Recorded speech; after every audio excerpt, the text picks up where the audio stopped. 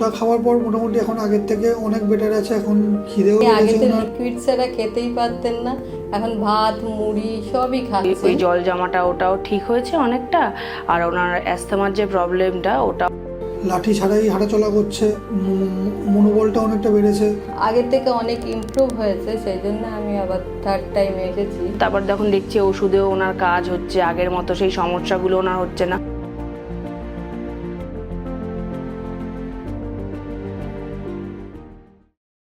তখন উনি প্রায় হাঁটতে চলতে খুবই অসুবিধা হতো, লাঠি নিয়েই হাঁটতো এবং খিদে ছিল না, খুবই অল্প পরিমাণে খাওয়া দাওয়ার খেত, খুব বিভিন্ন রকম সমস্যাও ছিল।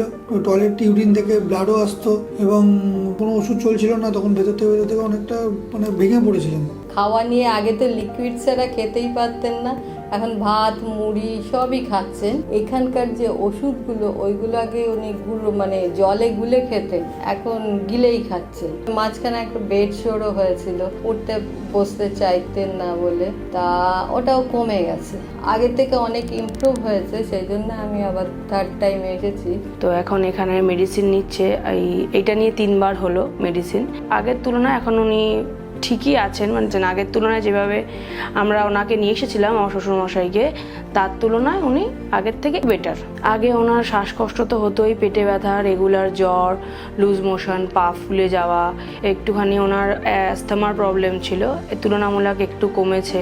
তারপরে ওনার জল জমছিল, জল জমা থেকে পা ফুলে গেছিল, ওনার ওই জল জমাটা ওটাও ঠিক হয়েছে অনেকটা, আর ওনার অ্যাস্থমার যে প্রবলেমটা ওটাও অনেকটা ঠিক হয়েছে।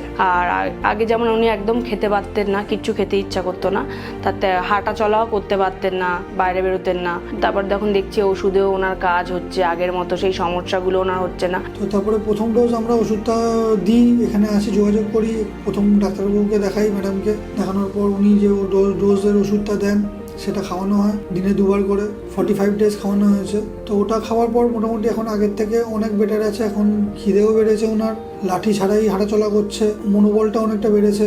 এখানকার যে ওষুধ খেয়ে আমার মা আগের থেকে অনেক ভালো আছে।